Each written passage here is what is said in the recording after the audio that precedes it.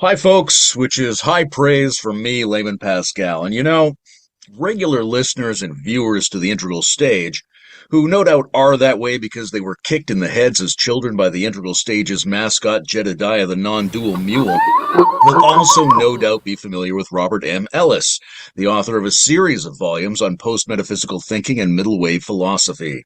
Although importantly, he should not be confused with the predatory solicitor Robert N. Ellis, who is both a cad and a strong proponent of absolutistic metaphysics.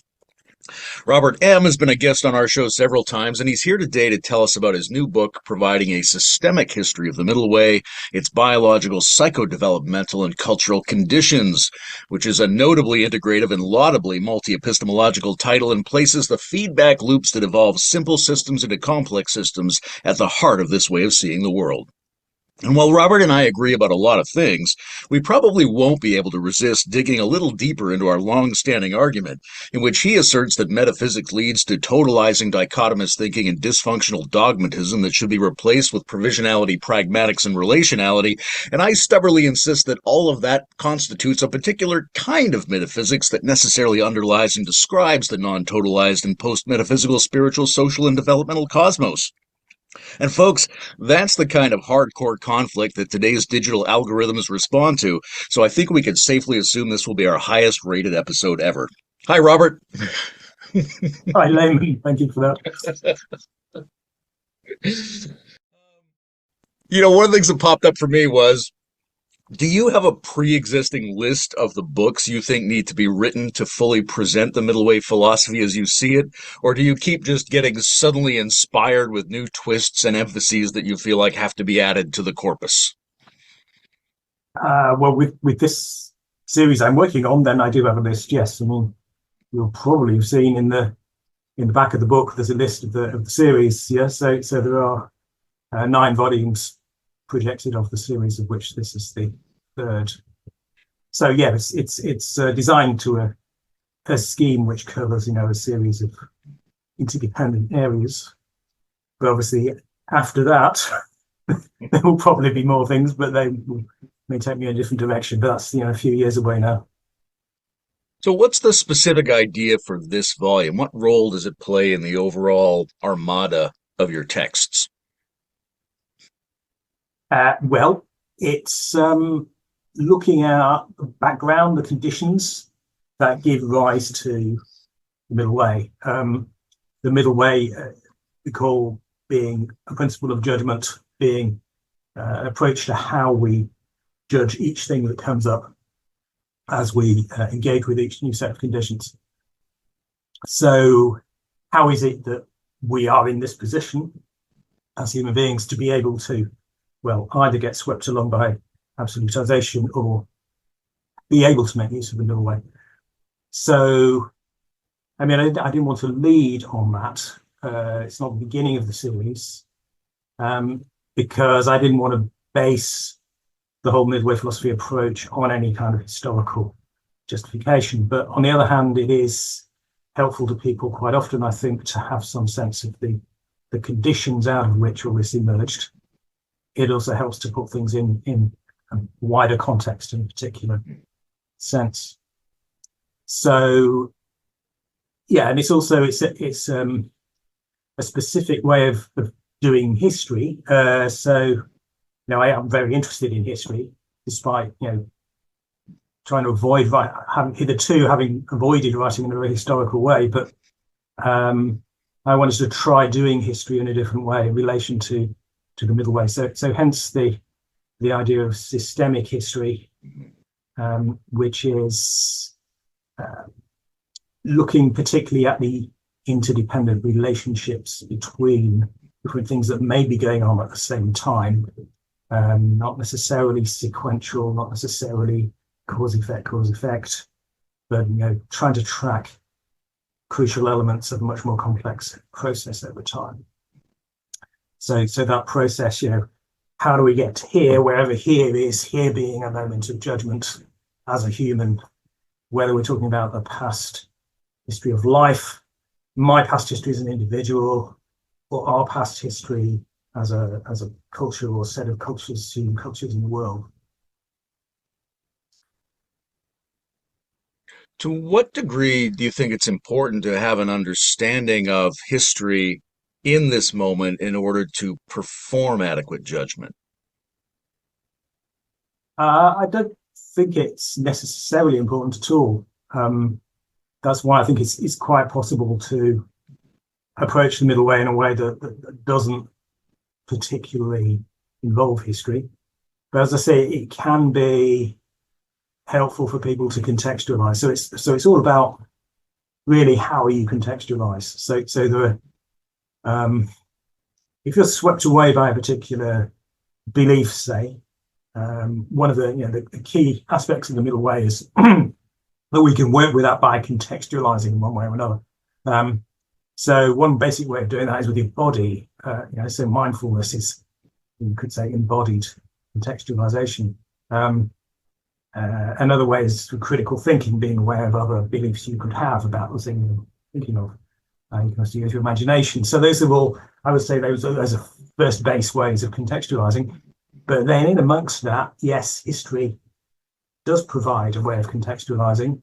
And it gives us, I suppose it's a way of critical thinking with a bit of weight based on experience, to call in a bit of history and just compare a past state of affairs with a current one and see that, well, actually this current one is based on certain conditions and things that have happened in the past. Certain conditions have given rise to it. So it's not the whole story, what we're looking at now, this current situation, and what we may think of it now isn't everything. So, when I think about the biological conditions, there's sort of two ways my mind goes. One is toward things that embodied beings might do relative to their bodies that might create better or worse conditions for the development of something like middle way thinking.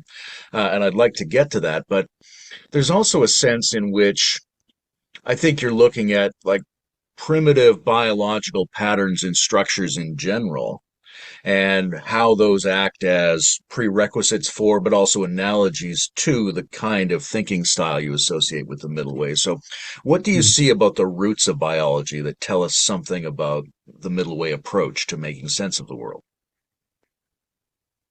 Uh, well, as you say, it's analogous in some ways. And it's also at the roots of the human situation.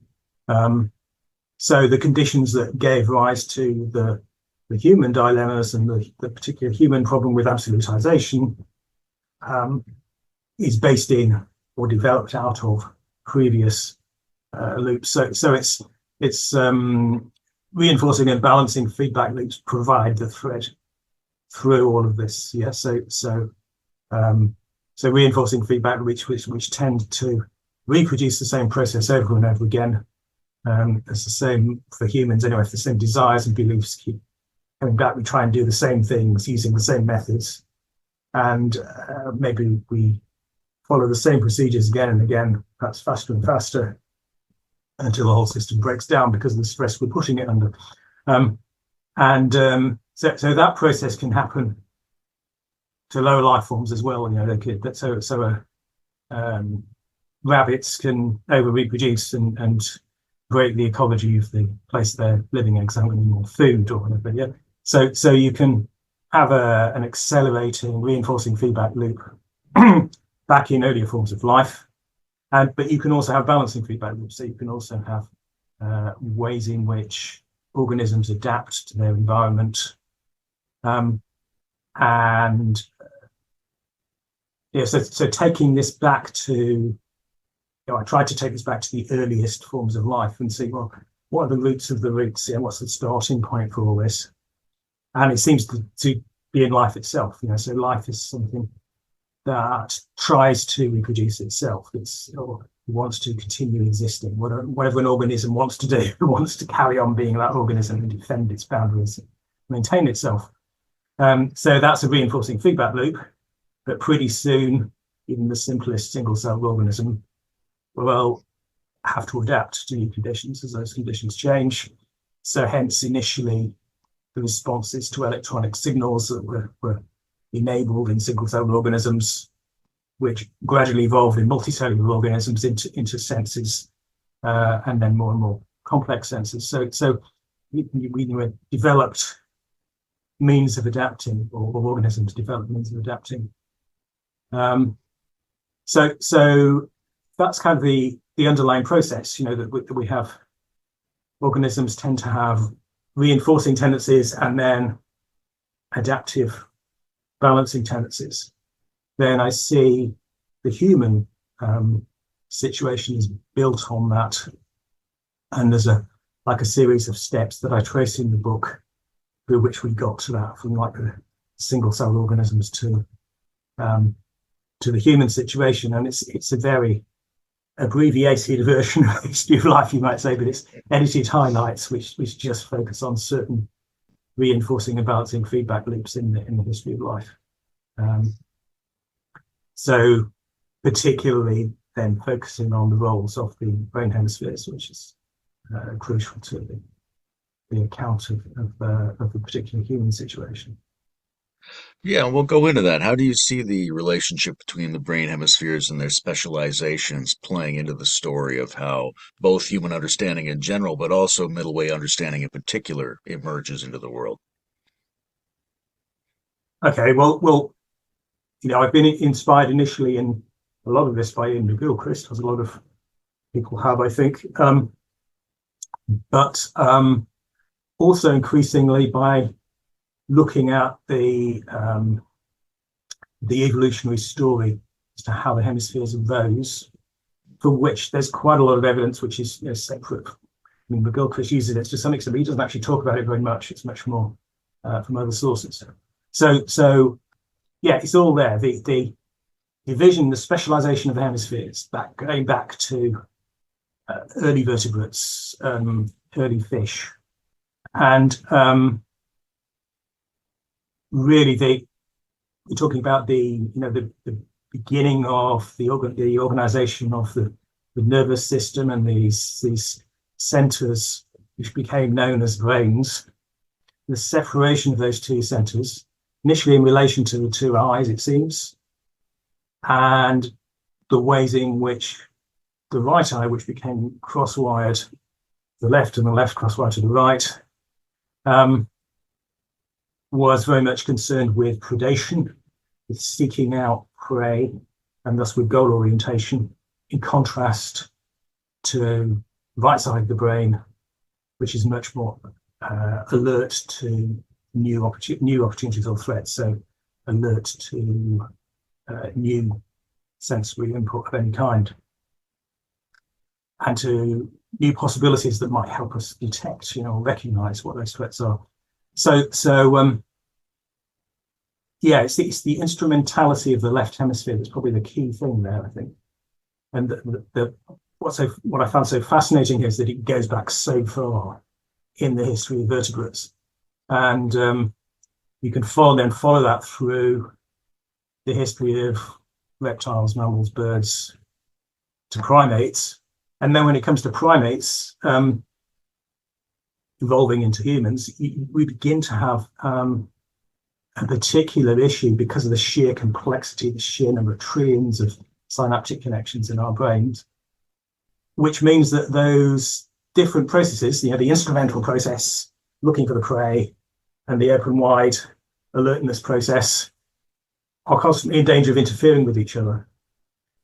So if you follow what seems like the plausible explanation that McGilchrist gives for this, it seems like we developed increasing capacity for repression, particularly the left by the right, because we didn't want too much interference with our left hemisphere processes. So we learned, particularly more than other animals maybe, to focus on our goals and focus on the sort of view of the world that accompanies having a goal, and for that to repress the openness to new experience that comes from the right hemisphere.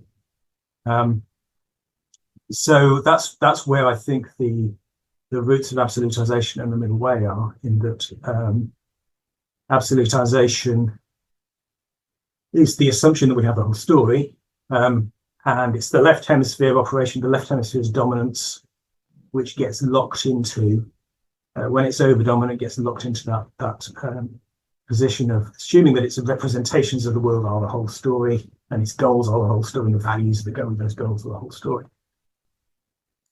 Whereas the middle way, I would see as the balancing feedback loop, which making sufficient use of the right hemisphere, not simply just going to the right hemisphere, but making full use of it in relation to the left, which enables us to bring in new information and make use of new information to avoid the excesses of that absolutized response we can have to things. Do you think there are overbearing and absolutizing versions of right brain sense making? No. um, but it depends what you mean by right brain sense making. So the right brain gathers the information, but it's the left brain, as I understand it, that turns that into propositions and representations of the world as we see them. So if what you mean by sense making is just having meaning and having senses and connecting meaning with new experience, then obviously the right brain can do that, but it's only the left that can turn that into something overbearing, that indeed connects it into theories or sets of beliefs about the world that then can be taken to be the whole story. So I think if the left hemisphere is sufficiently connected to the right and sufficiently open to the signals offered by the right, then it can avoid being overbearing, and it can be provisional in its ways of understanding things, connecting to things. Yeah. There's something to me very resonant between just the whole two hemisphere model and sort of the provisionality of middle way thinking in general, because like we can play this game of exploring the parallax between the different aspects of our stereoscopic vision, but in general, from day to day, people exclude that awareness and they act like we've got just an obvious locked down reality and we see things as they are. It seems to me that just the idea that there's two interacting modalities and neither of them quite has the whole picture is a way of being open to the essence of provisionality. Indeed, yeah. But at the same time, I think we have to be aware that they're not working in the same way. So it's easy to fall into a sort of false equivalence about left and right brain, which assumes that the right brain is somehow some sort of new version of the left brain when it operates in a different way. And when it comes to conflict, particularly, I think the conflicts are between the left brain and the left brain. Because it's the left brain that believes it has the sole story, which it may then flip between different versions of that story, even opposed versions at different times. I mean, that's where psychoanalysis is talked about unconscious beliefs, but you could just as easily talk about beliefs at different times, just ones we become aware of at different times. And we might be equally certain of them at different times, but they're all left brain. Then it's not the left, the right is telling us something different from the left. It's that the left is telling us something and then it's telling us something else. And the right brain offers the opportunity to mediate between those over certain stances that the left is taking by allowing us to consider different possibilities and become aware of new information. So it's only by becoming aware of new possibilities that we can possibly get out of the frame that is being assumed by the left hemisphere. I'm a big fan of Nietzsche, and his last book is a bombastic autobiography called Ecce Homo. And one of the things he focuses a lot on in that book is orienting the philosophers of tomorrow toward looking at the biological conditions in which they live, like what to eat and how to breathe and where to live and how will you get the optimal work out of yourself as a subjective and thinking being. So I'm curious what your sort of take is on that aspect of biology. Are there, what is required from and required for bodies in order to thrive cognitively as middle way experiencers of reality? Well, obviously, bodies need certain various conditions to thrive. You'll be aware of things like exercise and nutrition and all that kind of thing. So many of those are obvious to us, or reasonably obvious to us. But science can offer more detail on those and can correct misapprehensions and so on issues like nutrition, for instance. So I guess I'd see the relevance of the left right hemisphere thing to that as being that we tend to get locked in certain views about what's good for us, or perhaps we have an idea about what's good for us in isolation from the surrounding environment, and we don't pay enough attention to the ways in which we need to continue interacting in the long term with the wider environment. So that will be where the big example for me would be meat eating and our treatment of animals. So there's this whole argument about the nutritional importance of meat or animal products. And then, well, there's my experience that being a vegan for around 30 years, that's absolutely fine without animal products. So the wider, what one's doing as a vegan is taking into account a wider perspective, or trying to do as a vegan is taking into account a wider perspective of what those conditions are that we need to interact, not only to be healthy as individuals, but also to have a healthy ongoing relationship with our environment, and with other animals, of course. So I don't know if that's the kind of thing you're thinking of. Yeah, so a basic functional health. Yeah. But also, I like this idea that sort of the extent of the variables of the physical system in which we're embedded that we take into account in our actions and thinking, that makes a significant difference. I'm also a little bit curious whether you think there's this is an odd way to put that, whether the right brain leans toward ecological and seasonal and interspecies contexts in a way that the left brain doesn't. Well, it does in the sense that it's open to wider messages, but not intrinsically, I don't think, because obviously you can go through a process of becoming open to something, say other species, and then your left brain can lock into that and you can turn that into a new dogma. So you can get dogmatic vegans. So you can also get vegans who adapt using their principle of veganism to adapt to their environment. So it's all about how you're using it and how your brain is active and how your brain is operating in using such principles. So there's always this danger, I think, of identifying particular ideologies or whatever with left brain or right brain. But it's very much about the rigidity with which we judge things rather than what the specific belief is, quite often. Or at least it's the wider context in which the belief is interpreted, as well as just the immediate way in which that belief is summarized.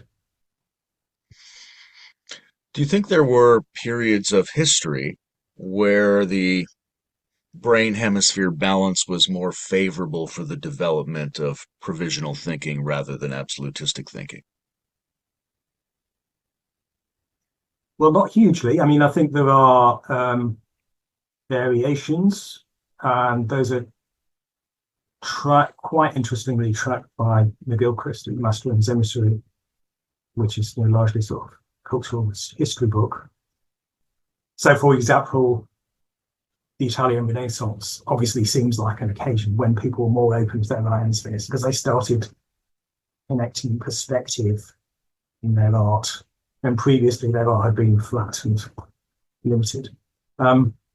So, yeah, there do seem to be particular points where there are historically openings, but I don't see some sort of, weak theory of history ascension from either upwards or downwards, really. I think there's the potential is there at each point. And obviously there are aspects of society, aspects of culture that make it easier or harder for people to develop. So that's where we get into psychological development stage theory, and to start challenging perhaps the assumptions that they've settled into the stage of their development.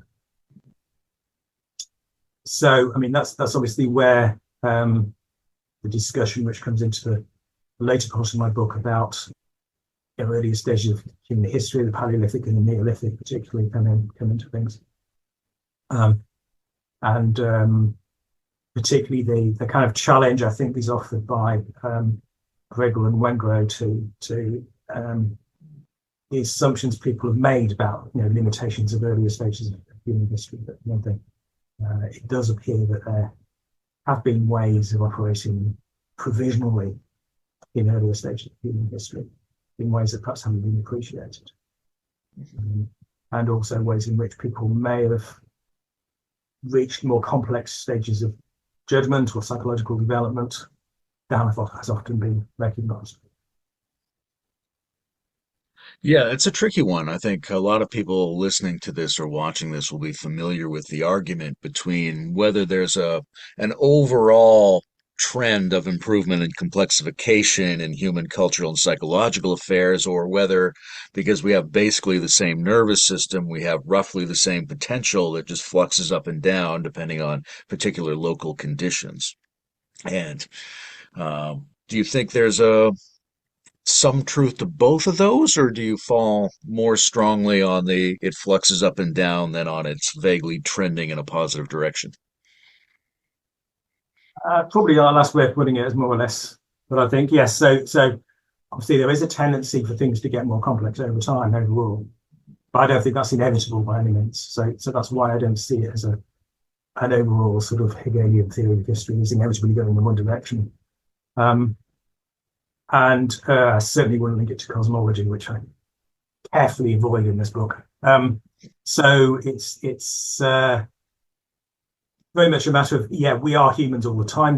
So we have the same basic structure all the way through. So in some ways we're capable of the same things, but at the same time we are influenced by our culture, obviously, and each new generation builds on the achievements of the previous ones in terms of the complexity of the culture it inherits and the new things it's able to do. So, and that process seems to have accelerated, particularly in the last few centuries. So obviously one can't, dismiss the complexification of human culture in the last few centuries, but at the same time, it's not an irreversible, inevitable process.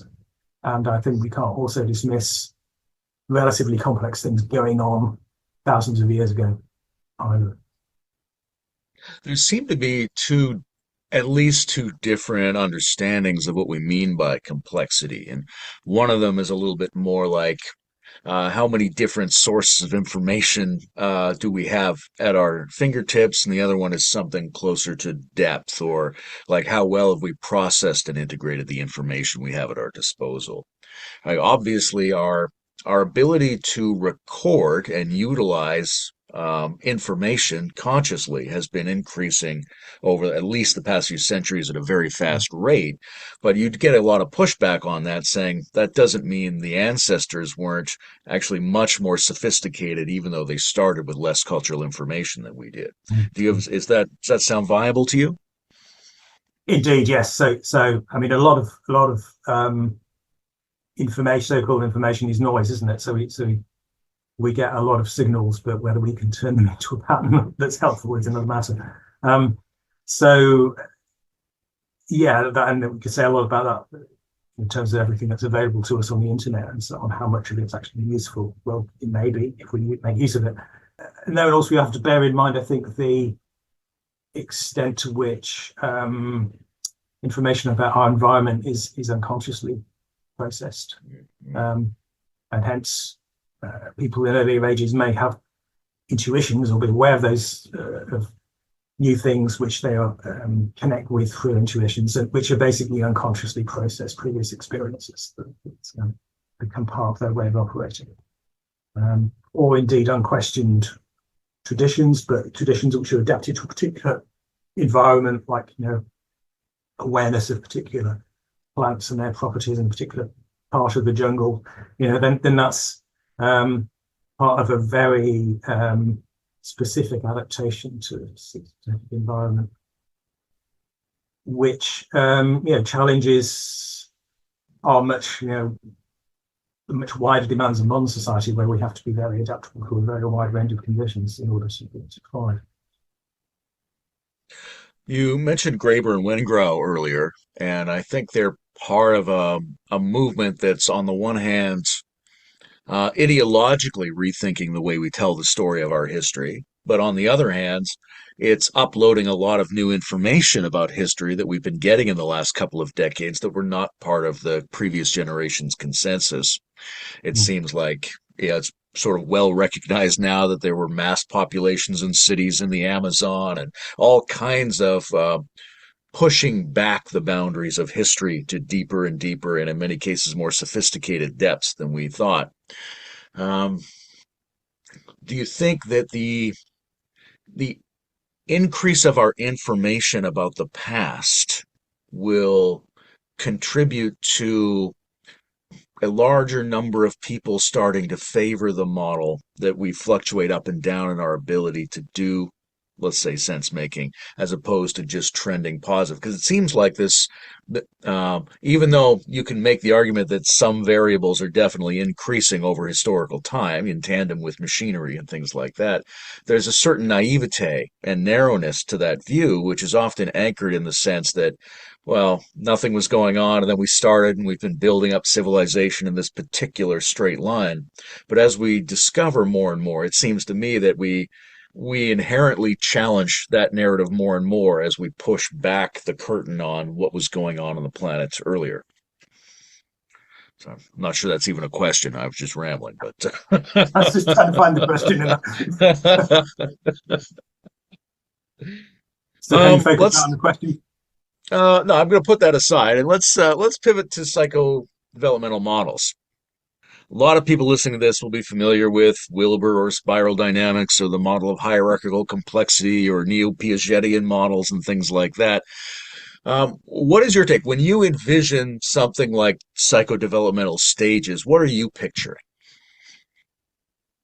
Well, I have made extensive use of Robert Keegan's neo-Piagetian model in the book, and given my reasons for focusing on that.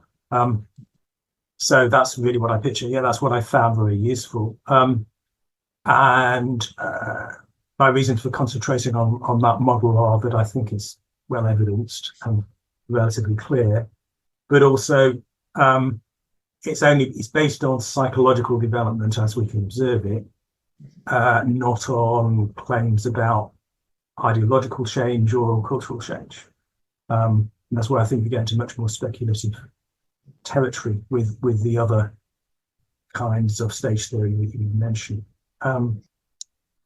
So in particular with the ideologies, for example, so Keegan has what I call stage 4, what he calls the institutional stage, and in the book I refer to it as the ideological stage because I think that's a bit better as a name.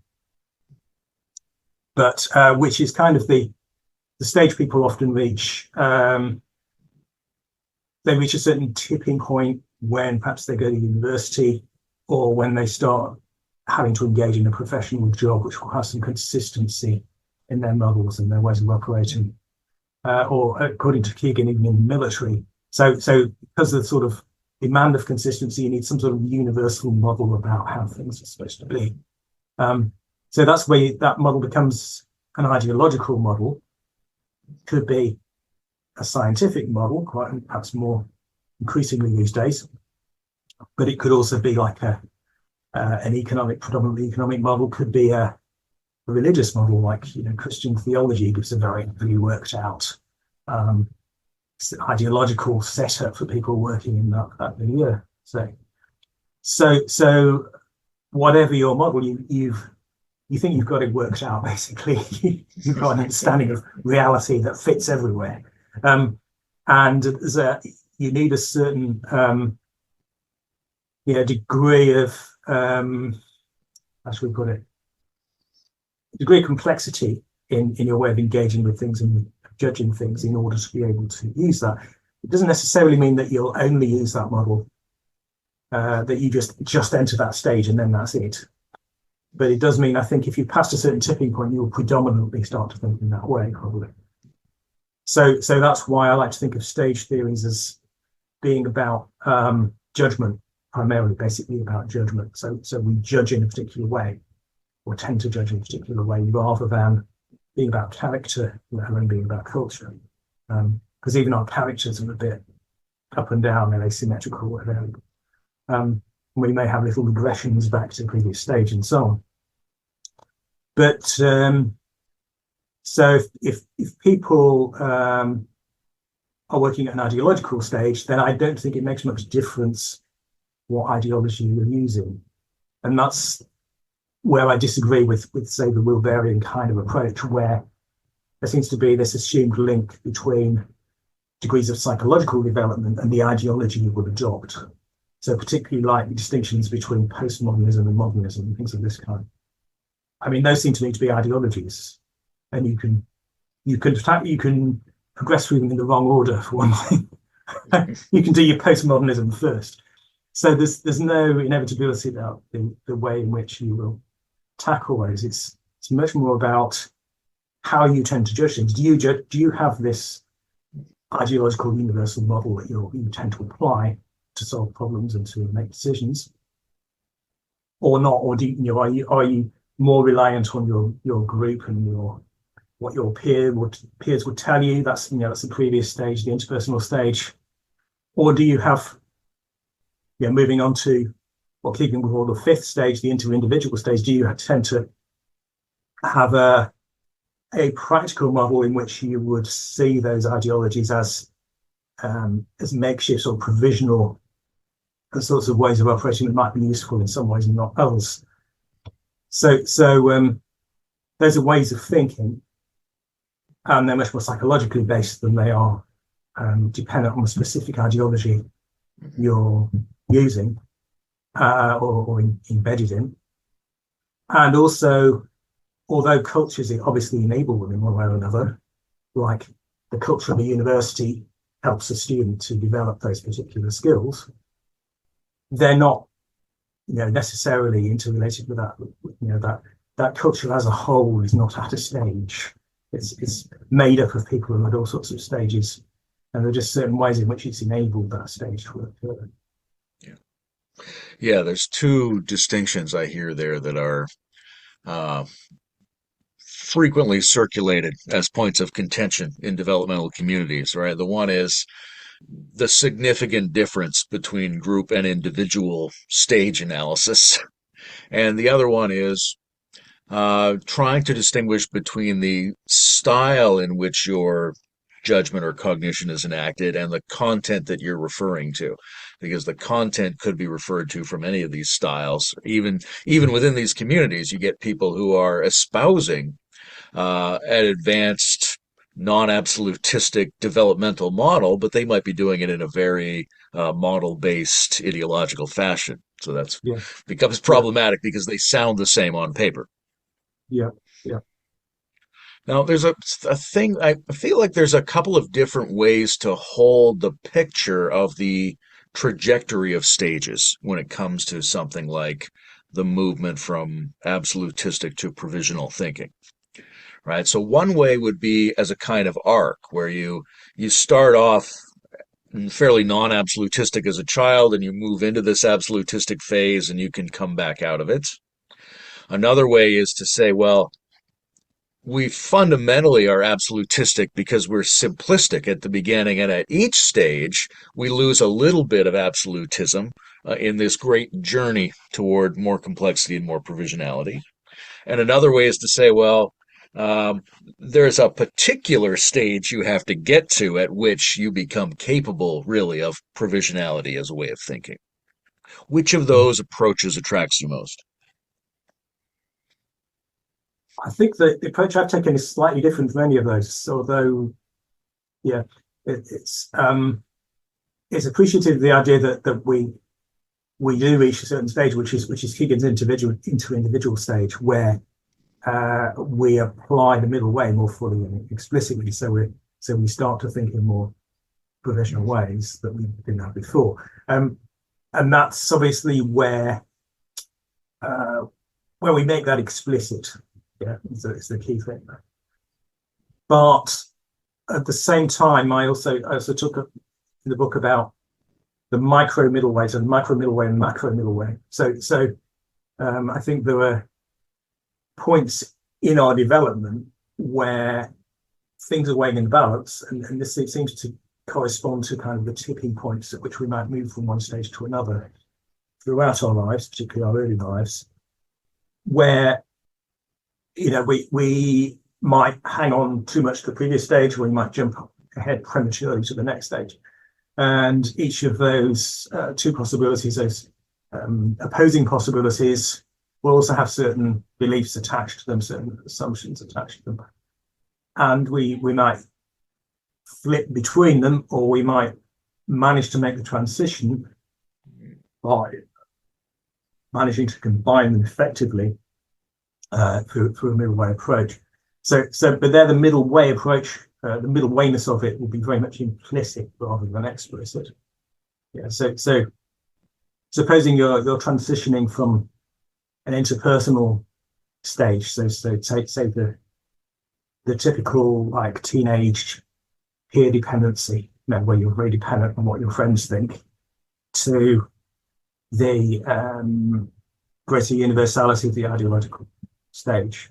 So after you go to university maybe and you start thinking in new ways because of that. So think about that point of transition. How do we move on from the pressure from these friends? Maybe we've got friends back home that are criticizing our new highfalutin ideas from university. So you might end up flipping between those two possibilities. You've got your new friends and your old friends, and your new ways of looking at things and your old ways of looking at things. And if you flip too quickly into the new way of thinking, then you might well then find yourself flipping back again because you haven't actually got all the conditions sorted out. It's premature in some way. But if, on the other hand, you hang back too much, then you won't actually make that transition, or it will take too long. So the middle way there seems to me to be enacted in stage theory in some ways, but it's much more in the process of transition that we might do so. How do you think about the entity that undergoes the transition? Is it singular? Is it plural? Right? There's some discussion about whether the self should be regarded as an entity or whether it should be regarded as a symphony of selves. And also in developmental theory, there's an argument about whether there's roughly a stage that you're at or whether you have different lines of intelligence, which are each at different stages.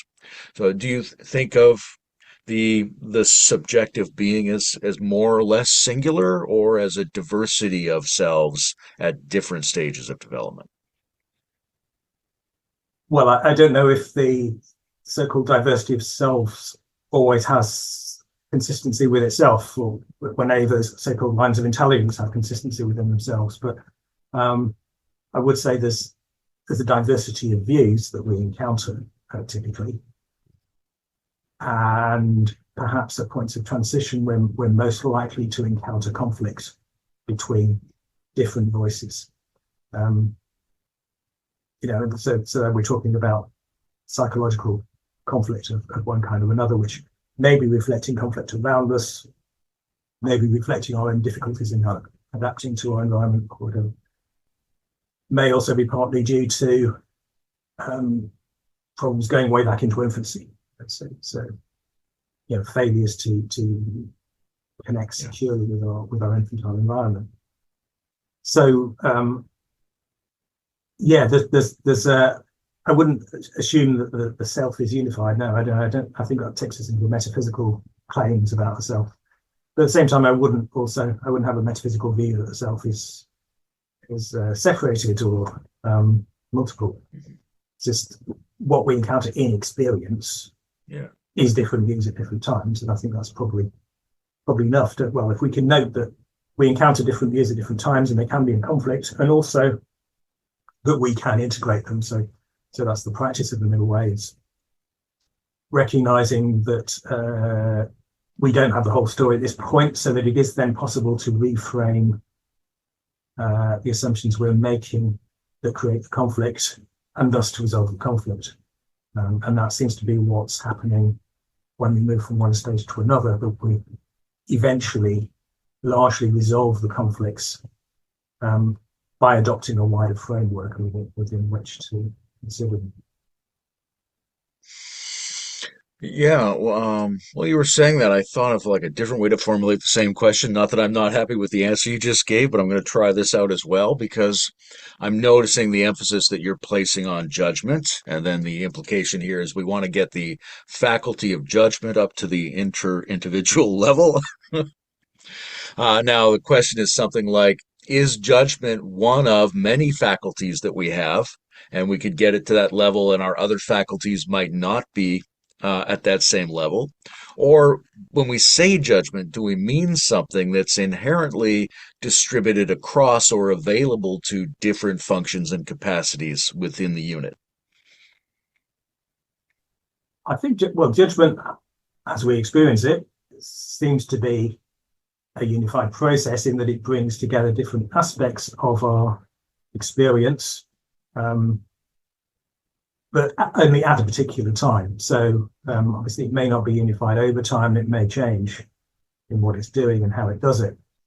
But yes, but I would also see judgment as interdependent with other aspects of what we're doing. So if you think about the effects of mental state on judgment, for example, the effects of emotions on judgment, those are profound. So particularly if you think about the effects of stress, anxiety, say, and the way that can absolutize our judgment, that's one of the major reasons why mindfulness can have such a positive effect on our judgment, because it enables us to relax anxiety that may constantly hijack our judgment otherwise. So yeah, there's always these connections to be made. Doesn't mean we should assume that everything is necessarily a unified system, but that there are always going to be interdependencies. Yes. I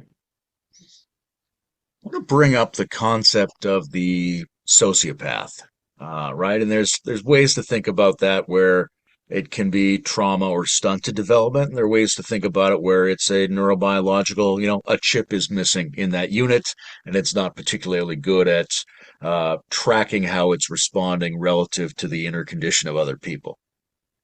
And you might look at that and say, well, that means this brain is not going to have a high likelihood of developing to an inter-individual stage because there's a lot of information it's not going to have access to. But on the other hand, people point at examples of like, well, here's this cognitively high level, very sophisticated individual who can speak to all of these things, but the people around this person think this is a heartless predator that we have to keep our eye on. Is there, an ability for a sociopathic, or maybe in some ways exaggeratedly left brain simulation of higher stages? Or is there a way in which people can actually get to these higher levels of judgment and lack a bunch of other important characteristics like heart and moral sensibility and things like that? I think that can be a simulation, yes, definitely. Or another way of putting that is hijacking. So whatever point is appreciated by society as important and given any kind of status, then that's liable to be imitated by people who haven't reached that status. So yeah, I mean, you could say that about degrees of intellectual status, that you can pretend to have wisdom of some kind, and when you don't have it. But in terms of whether it's necessary to have that openness to others or to new information in order to develop the individual stage of judgment, then yes, I think we do. And we'll have to do it genuinely, obviously not simulating it. But at the same time, where any specific individual is concerned, I don't think we can be particularly hard and fast about what we conclude, because individuals are often complicated and surprise us with what they can actually do. Um, and it's not a reason, I think, to be sort of deterministic about any particular individual's capacities. Um, and things like learning difficulties, obviously another issue, aren't they? That learning difficulties may be mainly about sort of capacity for processing, and they may also be open in particular ways that people with more sort of processing capacity aren't. You know, they can appreciate things intuitively, perhaps that others can't appreciate. So there are all kinds of different complex ways of engaging with the wider world. And obviously, I think that the classic model of intelligence is pretty misleading as a way of trying to measure, certainly IQ, but trying to measure how people engage with the world. It's quite possible to be very locked into a particular model and to have a very high IQ. So it's in fact there almost seems to be a perverse way in which people with very high IQs are more inclined to do that. So it's I think we really need to question the overrating of intelligence as such. Well, there are questions about how we evaluate judgment as well. How comfortable are you with your sense of the factors that people like Keegan are looking at in order to make the stage-like model that they're using, right? Most of the assessments of where people are at psychologically are in the form of verbal testing, sentence completion tests, things like that, with a backup function of sort of social vetting because you have to deal with other people while you're going through the evaluation process. Is this adequate to judge what people's judgment capacities are? Or if we were looking forward, what do you think would be an adequate way of making more accurate, more precise evaluations of where people are on a stage-like system of judgmental capacity? Uh, well, in a way, I'm not too bothered about assessing any individual's stage. In fact, I think that could often be misleading, whatever system you adopt. I'm very struck by the ambiguity of the results that Keegan got, regardless of the limitations of the methods he used. So a lot of people in his survey are overlapping stages, aren't they? In fact, more of them are overlapping between 3 and 4 and 5 and very, very few indeed are definitely 5, if any. So I'm much more struck by that than anything. And obviously, testing could probably be improved. I think that's an issue for empirical psychologists. So I can't really speak to that. But I do think testing of that kind, obviously, if it's going to be effective as giving us a general model, giving us a general indication of how people develop, obviously needs to include all kinds of emotionally related judgments as well as so-called cognitive ones, and try to show their interrelationship as far as possible. But as far as I'm aware, Keegan did do that, but he certainly talks a lot about the emotional aspect or relational aspects of the stages, the implications that he thinks the stages have for the way we relate to others. So yeah, I suppose I'm partly passing the buck on that one, saying, well, this is partly a technical question, but also the main interest of stage theory is as a general indication of the ways people might develop. It's not a test for specific individuals, and I'm really not into saying this person's at this stage, which I think is a pretty misleading thing to do. Well, let's look a little bit more at the cultural dimension of this. So you've got human organisms. They've got the basically the same apparatus for the last 200,000 years or so. Let's assume they're reasonably healthy. And then there are these moments. little enclaves of people working on interindividual judgment capacity today. You mentioned the Renaissance. We might imagine there were moments in the late Paleolithic or early Neolithic, or, even the moment where people invented cities and invented language and invented tool use. That's a pretty Renaissance kind of condition. There have been these moments at different times where these more advanced capacities seem to emerge or predominate. What do these moments have in common? Are there shared cultural styles or principles, regardless of where and when this occurs? Do you see anything in common between places and times where you see more of this emerging? Um, to some extent, yes, but it's quite a complicated thing to try and encapsulate. Um, so it will depend on the cultural institutions, and I think the last section of my book is about practices and the practices that have developed, middle way practices that have enabled people to become more integrated in one way, or to work on their integration one way or another. So where cultures have encouraged those kinds of practices, I think it's more likely to result in those kind of breakthroughs, but the relationship is going to be complex. So obviously education is a crucial thing, but how is the education done? Is it rote learning? Is it something more adequate?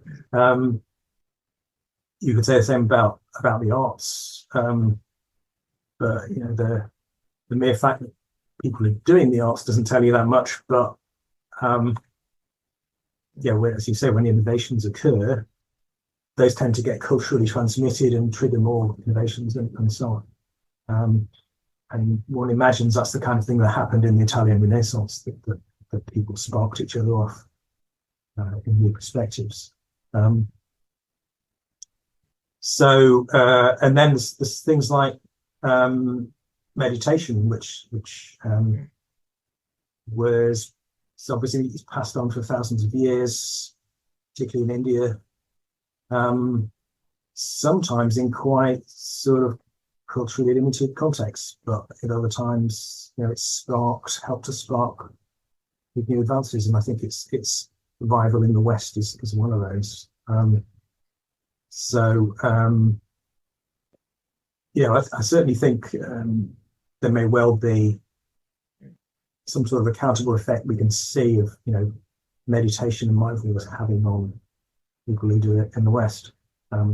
That's a very difficult thing to survey or to report on. How else to approach this?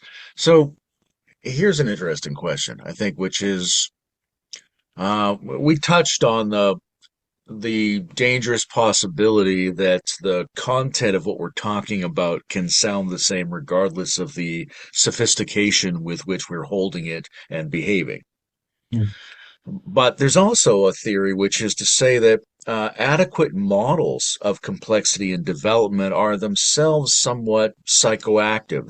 They catalyze more interest in and practice around the development of these capacities. So if we imagine two scenarios, one scenario in which there were a bunch of people around in your social context who were capable of provisional thinking, interindividual judgment, but there was no discussion about development and complexity. And another scenario where there's an open discourse about that, but not many people who you can look to as examples of it. Which one's the scenario that's more likely to help you grow to that stage? I would have thought the former. Yeah, I mean it's. I'm not saying models can't be helpful, but the models can be taken absolutely. People can use them to help create social status and so on. So I'm not sure it's that vital, but so that's why I'm reasonably cautious in the way I try and use stage theory models. I do think that they can add to our understanding of how the middle way operates.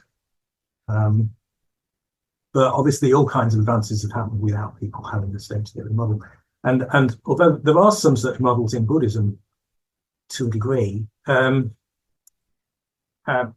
For example, there were these 4 different stages of sort of pre-enlightenment status, like in the stream entry and the once return and the twice return and stuff.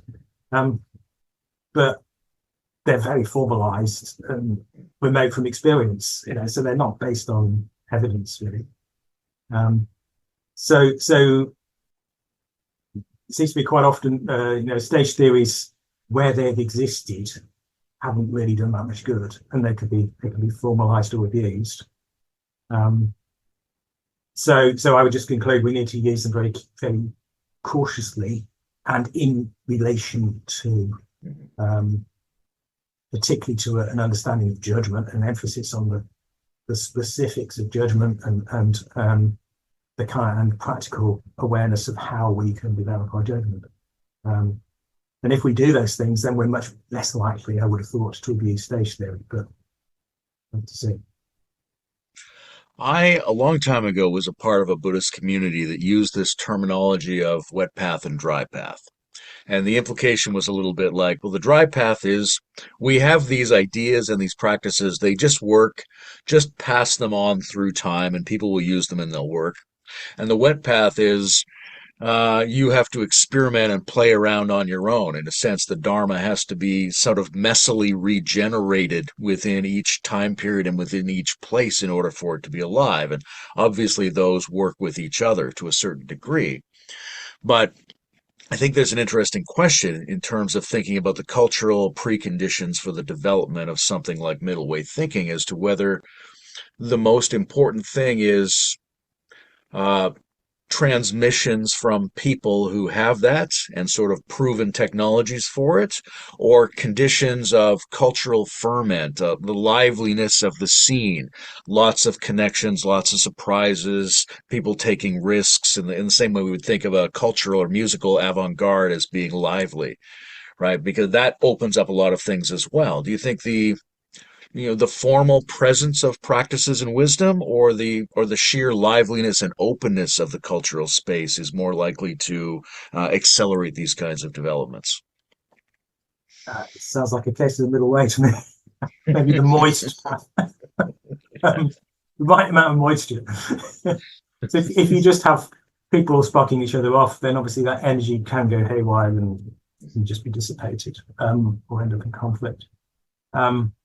But on the other hand, if the theory isn't realized in practice, it's not connecting with people's emotional lives, then it's useless. So you need both. And I think, well, the path itself is, involves integrating those things. It is helpful, I think, to have some sort of theoretical structure in mind. But at the same time, because we need some sort of, it's some sort of source of inspiration, really. It can provide a source of inspiration if we've got an idea where we're going in some sense. But at the same time, not to assume that our version of it is the whole story, and there's always going to be ways that needs to be adapted in the light of experience, and ways in which experience may surprise us.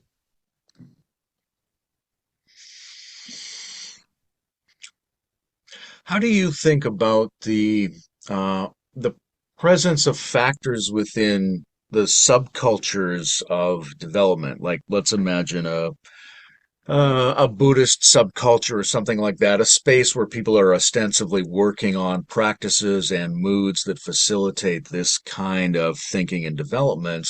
But then there are elements in these spaces of patriarchy, of authoritarianism, of ethnocentrism, part of the broader cultural background or the inherited styles of transmission that might sabotage these things or might not be that problematic and are just a particular style of doing it. How do you think about those sort of, I don't know, potentially pernicious cultural factors that might undermine how we go about trying to cultivate this in each other? Well, they were a thing, pretty like that. I mean, in the book, throughout sections 3 and 4, really, I talk about ways in which helpful practices can be hijacked, and that's one of the ways. Obviously, that a particular helpful practice gets taken into a group that maybe becomes too rigid in its tradition or too rigid in its way of directing people. Maybe there's a leader who becomes too authoritarian and so on. So yeah, those are all. I think there's leadership is just one example, isn't it, of the balance that needs to be struck in these things. So there's on the other hand, on one hand, people need inspiration, and other people, leaders amongst them, may provide that inspiration. People may need be offered some sort of structure, it's a stimulus. On the other, if you take that as a whole story, you particularly take the specific content of what a person has said as the whole story, you end up with a sort of revelatory way of formatting that, and you end up back in the reinforcing feedback loop instead of the balancing one. You end up with a set of habits that you're just recapitulating, and that seems to be in the case with the problems there have been with Buddhist cults, say even in the relatively brief history of Western Buddhism, like recently in Shambhala, for example. There's been this tales of abuse and so on. So all these kinds of tendencies seem to be wrapped up with with a tendency to look for certainty, with use of group binding. So you get something that starts off being helpful, you absolutize it, it then becomes the basis for binding the group. So then everyone has to fit into it to give them security of being in the group. So then the original approach or technique, its value becomes gradually lost in that context. And particularly if it was a complex practice that evolves into dependencies, if you're trying to combine, say, meditation with ethics and wisdom and the arts and so on, all those things require a subtly developing context, really, to be brought together. So it's very easy to derail them by bringing in some sort of authoritarian element, for example. Gender is an interesting thing to think about in this regard, right? Obviously, it's problematic to associate men and women with left and right brain hemisphere dominance because it can go either way. But there are some distinctions in the brain styles, and obviously there are different biological and social things to take into account. And there's an old habit of let's isolate these groups, right? Let's just have all the young men at a monastery by themselves and make sure they're not complicated by having women in the mix. And we'll have the women over here and they can work on it a different way. So that's one strategy is separation by function and style and structure. But then there's also this sense that maybe a lot of the problematic elements that end up sabotaging this are because of, say, an insufficient presence of women in a lot of these communities, or an insufficient balance or relationship between gender polarities. What's your sense of that? Anything? Well, I can relate that to experience of, in the past, being involved in Triratna Buddhist movement, which had what's often referred to as a single-sex principle. And what that meant in practice was that retreats beyond a certain level were single-sex. And I actually wrote about this. So I wrote a book about Sangharakshita called The Thought of Sangharakshita, the founder of Triratna movement. So one of the things I was exploring in that book was whether he was right about the single-sex principle. And his claim, and the claim of many of his followers, was that it was basically practical. So it turned out to work. So if you put men and women by themselves, then they tended to get on better. And they even said it kind of emerged by accident that one time there was only one sex on the retreat and they got on better. So I thought, fine, okay, if people find it works. But at the same time, having been on some of those retreats, I also observed sometimes the limitations of perspective, which seem to be associated with not having the perspective of the other sex present. So if you're on a single-sex men's retreat, then things start getting said about women that wouldn't have been said in their presence to start with, and assumptions made about women actually that would have been challenged if women had been present. And those things can gradually creep in. So yeah. I mean, it's I wouldn't say it's the most central issue, because there are pros and cons to single-sex activity. And for me, really, the jury's out, in the sense that I haven't concluded that single-sex activities are always worse, but I don't think they're a panacea either. So I think if people keep experimenting and but actually monitoring in an open-minded way how well they work, then maybe it's a thing that's worth continuing to explore. But yeah, I think the jury's out would be a great name for a middle way book. Um, when thinking about the history of the middle way, who are who are historical figures that you think represent or embody middle way thinking really well? Who do you look to from human history as good exemplars of this approach? um, I, I think that's tricky, because for me it's very much a composite. I mean, the obvious figure is the Buddha, because we got the story of the Buddha discovering the middle way in his early life and then talking about it. Um, so one of my earlier books, The Buddha's Middle Way, I tried to disentangle the stuff about the middle way in the Buddha's life and teachings from other stuff that doesn't seem so conducive to it. But you know, so the Buddha is a source of inspiration for me, but there's also some caution attached to that, because people will run away with anything the Buddha said is middle way, which doesn't follow. And you could say the same about any other figure, really.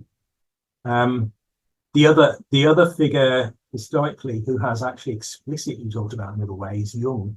And again, I've written about that because there's some very interesting stuff in Jung's Red Book about middle way. But again, in his interpretation, and people could run away with a completely different impression by reading it a different way from the way I did. So it's I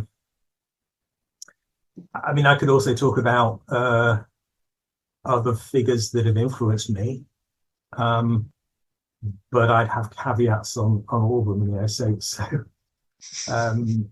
philosophers like Hume, for example, or Popper have had some influence on my thinking. Sangharakshita, who I've mentioned, the founder of the Buddhist movement, again, influenced me earlier in my life. So particularly just the emphasis on practice, and practice being really important, has come, I think, from him and the things he set up more than anything. I don't really have that many exemplars, and that's one of the difficult things to convey in this. So it's more straightforward if you've got a big exemplar and saying, this is how you do it. I can't really do it, and I obviously can't do it just in the case of myself, but my own life has got all its imperfections and so on. I can't hold myself up as an exemplar, but I'm trying to do the theory as well as I can, obviously, and to live it as well as I can. You've got a section on the history of integrative practices. What is it you mean by an integrative practice? How would we recognize one? Well, basically integrative, as opposed to integral or other similar words, as I see it, overcomes conflicts. So where there was previously conflicts, it has the tendency to reframe those conflicts and enable us to resolve the conflicts, at least for the longer term. And I see there as being like three kinds of levels at which integrative practice can work. So there's the sort of immediate integration of desire, which is the kind of practice where you might sit down or indeed stand up to do it, and after half an hour you might be more integrated. So, mindfulness is a good example of that if you're doing it effectively. So you've got an immediate change, relatively immediate change, but it may not last very long when you've finished. But that does provide you with a change of state of mind, which you could then invest in a longer term process. Then there's integration of meaning, which is sort of expanding our resources so that we can draw on a wider range of possibilities so as to connect more with the right brain will be one way of doing this, but be aware of new possibilities so that we're not simply locked into this absolutization where we only consider the dominant theory and its unthinkable negation. So I see this big connection between imagination and provisionality of thinking. And if we can develop imagination or develop the resources we draw on, possibly you could think of it as neural links or associative links we draw on in every area, then that's also a way of integrating meaning. That's a longer term process. So education and the arts and things like travel and learning foreign languages, all of those can contribute to that kind of process. But then perhaps most directly, there's the integration of beliefs. So where we think explicitly about the assumptions we're making, so the beliefs we have implicitly or explicitly, and we come across conflicts, then if we can go through a process of questioning the assumptions we're making, thinking about the wider assumptions we might make instead, then you can call that critical thinking, is a broad heading for it. But that kind of critical thinking can obviously occur implicitly or explicitly in a range of studies and discussions, potentially. So integrated practice could take all of those possible forms, could be quite immediate, could be quite physically and emotionally connected or engaging, could be much more intellectual, could be much more long-term, then could be much more imaginative and expressive. So any of those ways in are possible, I think, for integrated practice. One of the things that stands out to me a lot is the necessity of making the conflict explicit enough to work with. As I think even in our own lives, we encounter conditions of ambivalence or uncertainty, right? Recurrent issues that we face and we suffer from when we remember them, but we don't often tease them apart into two different behavioral options, two different valences, so that we can begin to work with that conflict. Do you think the clarifying of conflict from within, like general ambiguous human emotional sensibilities, is an important precondition to doing integrative practice? Yeah.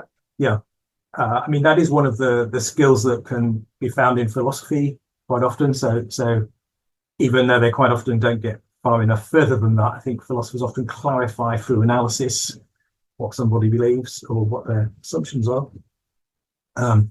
So that can help. But also things like mediation processes, I think often when you're talking about a socio-political conflict where people have different views, they often need to go through a process of clarification and acknowledgement.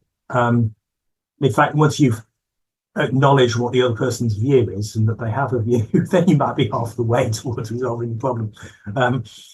So very often it's just thinking that you've got the whole story and not actually recognizing that there is another story. The integration of meaning before the belief bit comes in.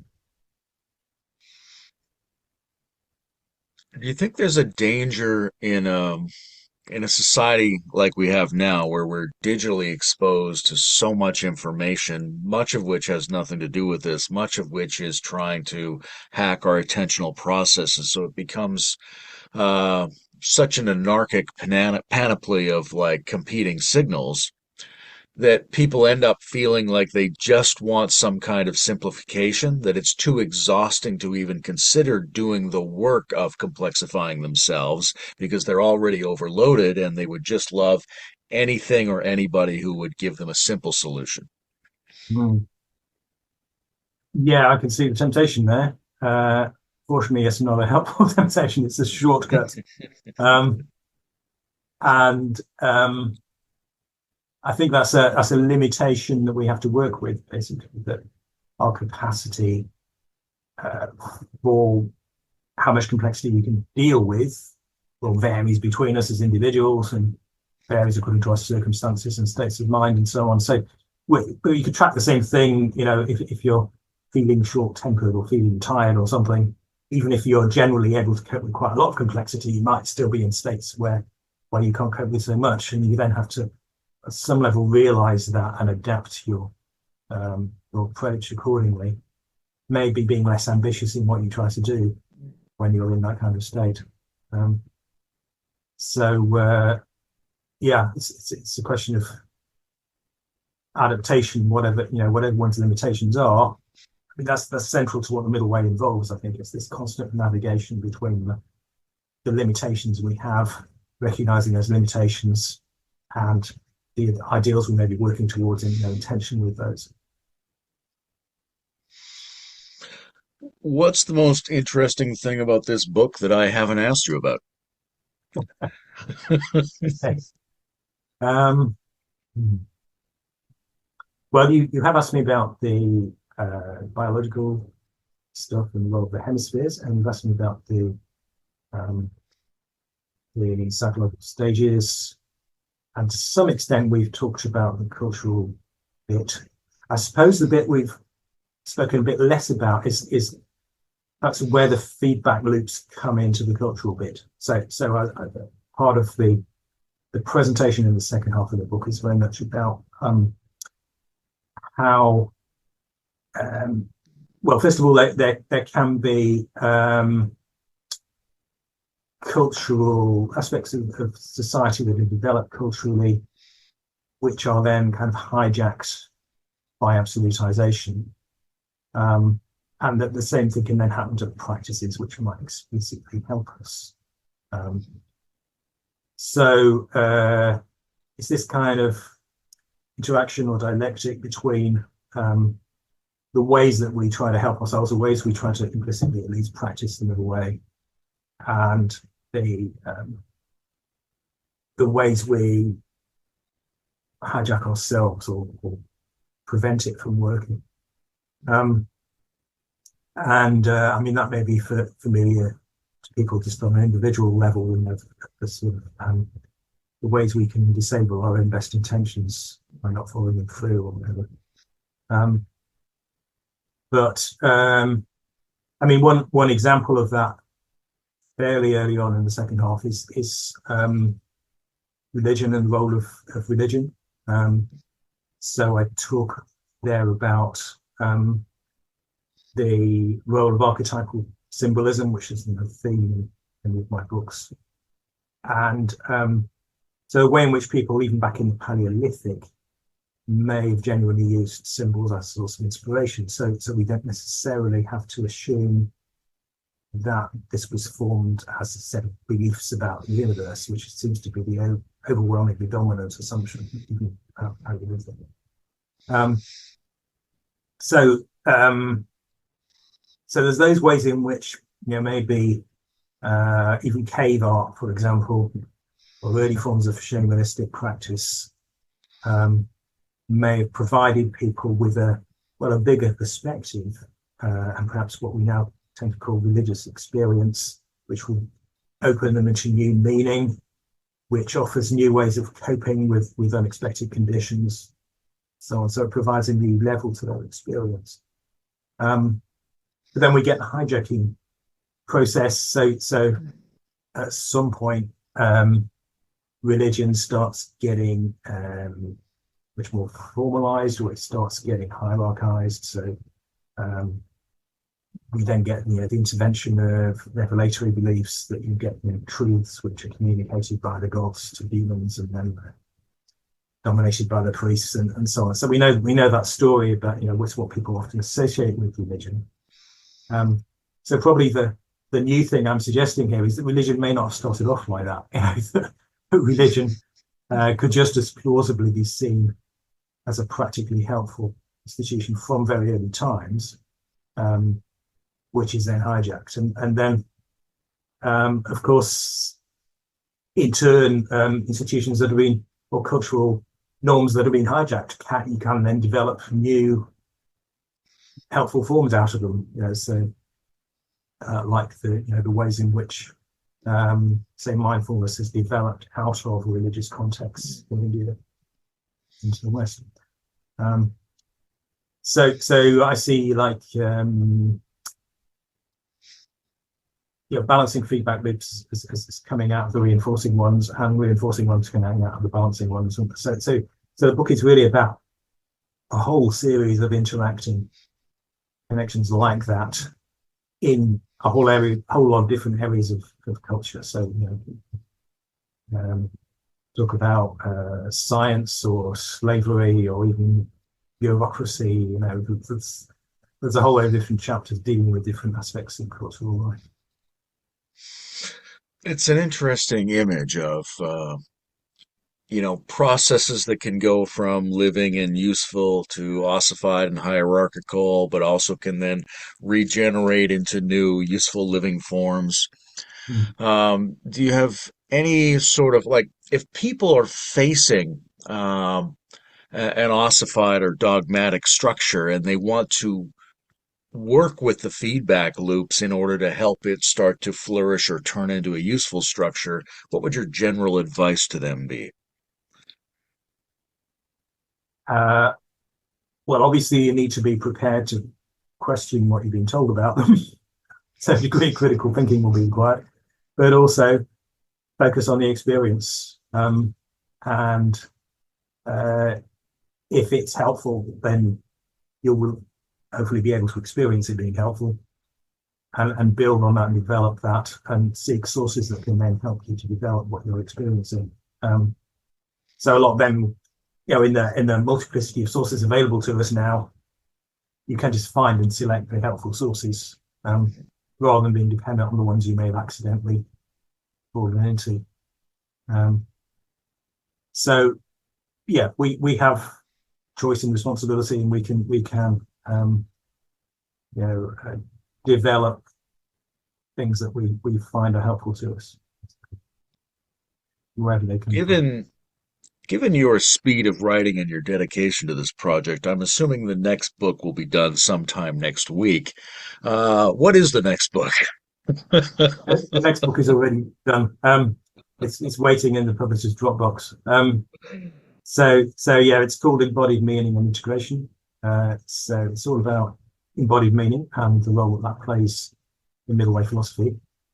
So particularly, I think this is it's an underappreciated phenomenon generally, or an appreciated set of helpful theories, embodied meaning, particularly Lakoff and Johnson account of it, but also to some extent hijacked by other ways of looking at things which have called themselves embodied, which are not really, in my view, properly embodied. So part of it is a protest against that, but it's also obviously explaining how embodied meaning can how it does form an integral part of middle way philosophy, how it can help us in practice to adopt an embodied standpoint on what things mean. And it's the basic way in which we can challenge metaphysics, so we can challenge claims about how things ultimately are by recognizing that our language can't do that. That's not how meaning works. So yeah, a full development of that perspective. So yeah, I'm about 2 books ahead of that now. So it's an ongoing process. Well, I look forward to discussing the one that's already done and comes next. It's always a pleasure to talk to you, Robert. I appreciate your, your practicality and the nuances that you bring to all of this, and also the humor and heart and human richness with which you approach all of these things. So, thank you very much. Beautiful to talk to you again. Thank you very much, Layman. I appreciate also the sophistication of your questions.